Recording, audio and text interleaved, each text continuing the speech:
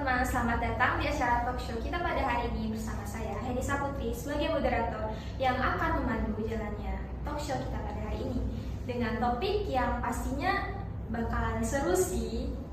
Nah, karena kita hari ini mau bahas tentang hak asasi manusia atau HAM, jadi kita harus tahu dulu nih kan apa pengertian hak asasi manusia. Nah, pengertian HAM adalah hak fundamental yang terbawa sejak lahir pada diri seseorang tanpa membedakan jenis kelamin, kebangsaan, agama, suku, ras, dan lain-lain. Nah, kalau mau tahu lebih lanjut tentang HAM, saya sudah undang pembicara pertama kita, yaitu Cinta Priscilia Maharani. Kita sambut pembicara pertama kita, yaitu Cinta Priscilia Maharani. Cinta nih, gimana kabarnya? Baik. Oke, di sini kan kita bahas tentang HAM ya. Boleh tahu nggak dari Cinta tuh bisa jelasin ke kita prinsip-prinsip HAM? Apa sih? Iya. Oke, di sini saya akan menjelaskan mengenai prinsip-prinsip HAM. Yang pertama itu ada universal, dan yang kedua itu adalah tak terpisahkan, yang ketiga ada partisipasi, yang keempat ada akuntabilitas, yang kelima itu ada transparansi, dan yang terakhir adalah non-diskriminasi. Nah, dari keenam prinsip ini saya akan menjelaskannya secara satu persatu. Yang pertama itu ada universal, yang dimana itu berarti bahwa semua orang di penjuru dunia ini memiliki hak tanpa pengecualian. Nah, yang kedua itu ada tak terpisahkan, yang dimana itu berarti bahwa hak satu dan hak yang lain itu pasti saling berhubungan.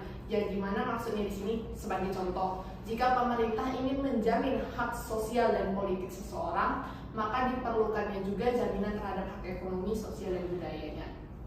Nah, lanjut ke sifat yang ketiga itu ada partisipasi, yang dimana di sini maksudnya semua orang yang memiliki hak itu berhak untuk berpartisipasi ke dalam pembuatan perlindungan terhadap hak-hak yang mereka miliki. Nah, selanjutnya itu ada akuntabilitas, yang dimana di sini maksudnya itu pemerintah harus membuat suatu mekanisme akuntabilitas dalam rangka atau dalam upaya perlindungan hak-hak warga negaranya. Nah, yang selanjutnya itu ada transparansi, yang dimana itu berarti harus adanya keterbukaan mengenai proses informasi ataupun pengambilan keputusan-keputusan yang berkaitan dengan jaminan hak asasi manusia. Nah, yang terakhir nih dan yang paling penting itu ada non-diskriminasi, yang berarti itu adalah jaminan hak itu harus dilakukan tanpa adanya diskriminasi ataupun perbedaan antara satu manusia dengan manusia lain, baik itu perbedaan terhadap status sosial mereka ataupun perbedaan lainnya. Nah, berarti ini kan prinsip-prinsip HAM tuh ada 6 kan. Pertama itu universal, yang kedua itu ada tak terpisahkan, terus selanjutnya ada partisipasi, terus akuntabilitas, yang kelima itu ada transparansi, dan yang terakhir itu ada non-diskriminasi. Oke, berarti nih teman-teman kita udah tahu kan prinsip-prinsip HAM yang 6 tadi. Dan terima kasih ya kepada Cinta udah jelasin sama kita. Mungkin kita break sebentar ya setelah jeda pariwara berikut ini. Sampai jumpa.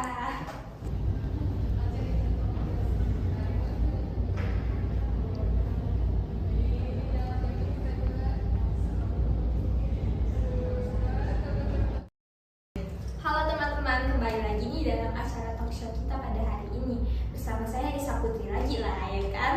Nah, tadi tuh kita udah bahas tentang pengertian dan prinsip HAM. Selanjutnya nih pengen tahu nggak macam-macam HAM itu ada apa aja. Untuk itu saya sudah undang satu pembicara untuk menemani kita membicarakan tentang macam-macam HAM pada hari ini. Kepada Yohana Gabriel Risita, saya silakan. Baik. Halo ya, apa Halo, kabarnya? puji Tuhan baik. Gimana ini? Ya, saya alhamdulillah baik juga. Oke. Nah, Yohana, kita nih pengen tahu sih tentang macam-macam HAM. Boleh jelasin nggak? Oke, terima kasih atas kesempatannya. Saya di sini akan menyampaikan sesuai pertanyaan ini tadi. Kalau sepengetahuan saya ya berdasarkan Undang-Undang Nomor 39 Tahun 1999 tentang hak asasi manusia, hak itu dibagi menjadi pembagian tuh. Yang pertama itu adalah hak asasi untuk hidup, di mana hak ini menyatakan bahwa setiap manusia berhak untuk hidup dan mempertahankan hidupnya. Yang kedua itu adalah hak asasi berkeluarga dan melanjutkan keturunan, di mana pada pernyataan ini dinyatakan bahwa setiap manusia itu berhak untuk membangun keluarga tanpa harus ada tekanan, serta berhak untuk memiliki keturunan lewat suatu pernikahan yang sah. Jadi tidak boleh ada paksaan. Ya benar, dan pernikahannya juga harus sah, dinyatakan oleh hukum, agama, ya dan negara. betul, dan harus tercatat di kantor KUA. Kita lanjut yang ini, di mana hak ketiga itu adalah hak untuk mengembangkan diri atau hak mengembangkan diri. Di sini dinyatakan bahwa setiap manusia berhak memperjuangkan dirinya agar bisa berkembang, baik itu secara individual ataupun kelompok. Selanjutnya ada hak memperoleh keadilan, di mana hak ini menyatakan bahwa setiap manusia berhak memiliki bantuan hukum saat dimulainya suatu penyidikan hingga putusan pengadilan. Jadi di sini bisa kita sebutkan bahwa setiap kalau misalnya kita kena masalah nih, nah kita tuh juga mempunyai hak gitu untuk dibela, melakukan perlindungan.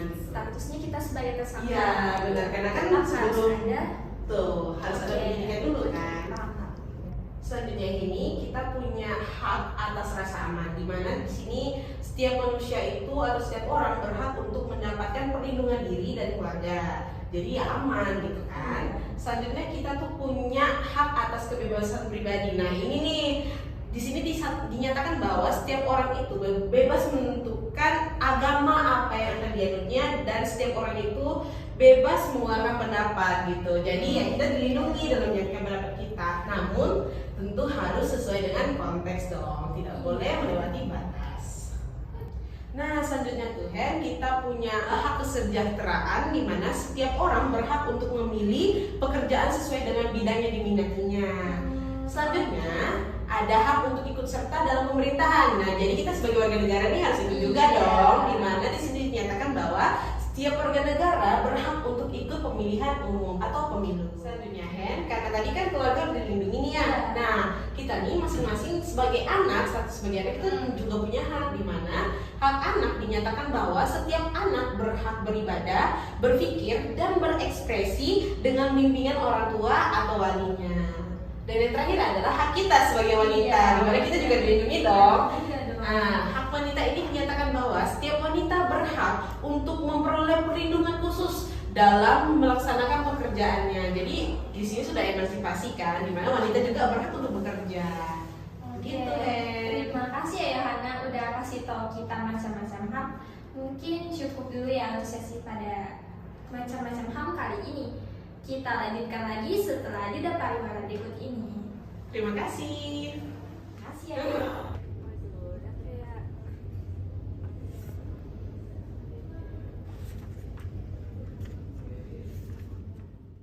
Jadi teman-teman, kembali lagi dalam talk show kita hari ini. Tadi kita kan sudah bahas tentang pengertian, prinsip, dan macam-macam HAM.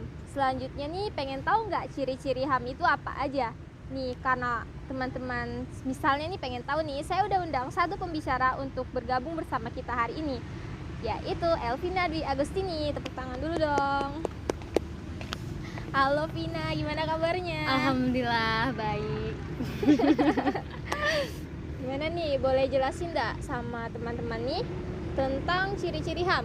Boleh dong. Jadi HAM itu ada 4 ciri-ciri. Yang pertama itu bersifat hakikat, yang dimana hak asasi manusia adalah hak asasi umat manusia yang sudah ada sejak lahir. Bahkan sejak dalam kandungan pun kita tuh sebenarnya udah ada hak asasi nih yang udah dikasih dari Tuhan itu sendiri. Makanya di beberapa kasus ada nih biasanya yang ibu hamil atau yang sedang mengandung mencoba menggugurkan anaknya terus setelah pasal pelanggaran hak asasi manusia. Nah, yang kedua itu tuh ada universal. Maksud hak asasi yang bersifat universal di sini adalah hak asasi tersebut tidak memandang gender, suku, bangsa, agama ataupun apapun. Jadi setiap orang tanpa terkecuali satupun itu tuh pasti mempunyai hak asasi. Untuk ciri yang ketiga itu adalah tidak bisa dicabut. Seperti tadi di awal saya sudah bilang, hak asasi manusia itu sudah melekat dari diri manusia sejak lahir, bahkan sebelum lahir pun sudah ada di dalam diri manusia itu sendiri kan.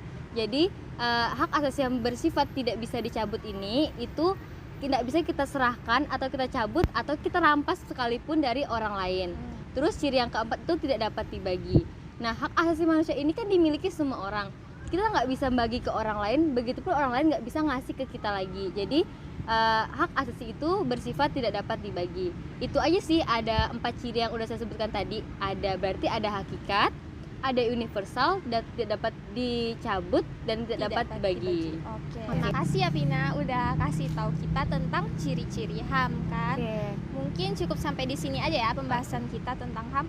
Tapi nih teman-teman, pengen tahu nggak pentingnya HAM dalam kehidupan manusia? Kalau teman-teman pengen tahu, nanti bakal dijelasin sama rekan saya, yaitu Rizky Gunawan. Sampai jumpa. Baik, terima kasih Heni. Di sini saya Rizky Gunawan izin mengambil alih untuk menjawab pertanyaan tentang seberapa pentingnya hak asasi manusia di dunia ini. Menurut saya terdapat sungguh banyak alasan yang bisa digunakan untuk menjawab pertanyaan ini. Namun, alasan yang terutama adalah untuk memberikan batasan kepada manusia yang ingin mencoba untuk mengeksploitasi hak dari manusia yang lain. Singkatnya, hak asasi manusia digunakan untuk memanusiakan seorang manusia. Mari kita ambil salah satu contoh kasus yang marak terjadi di dunia yang tentunya melanggar hak asasi manusia, kekerasan seksual.